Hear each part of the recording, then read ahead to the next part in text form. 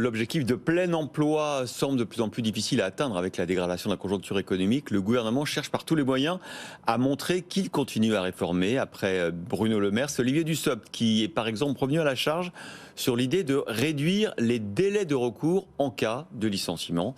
Les organisations patronales sont pourtant très claires, ce n'est pas la priorité. Caroline Morisseau.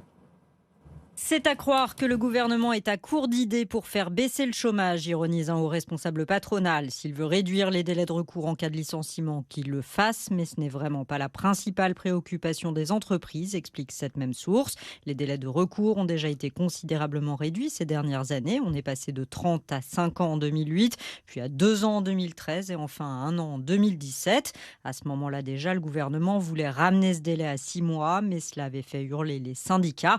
Alors autant dire que passer à 2 mois, comme le souhaite Bruno Le Maire, est explosif. C'est l'autre critique des organisations patronales. En faisant cela, le gouvernement risque de jeter de l'huile sur le feu dans un climat social déjà tendu, souligne un autre responsable patronal, d'autant qu'entre le plafonnement des indemnités prud'homales, le durcissement des conditions d'ouverture des droits, la dégressivité des allocations, ou plus récemment la baisse de la durée d'indemnisation en fonction de la conjoncture, le gouvernement a déjà beaucoup durci les droits des chômeurs.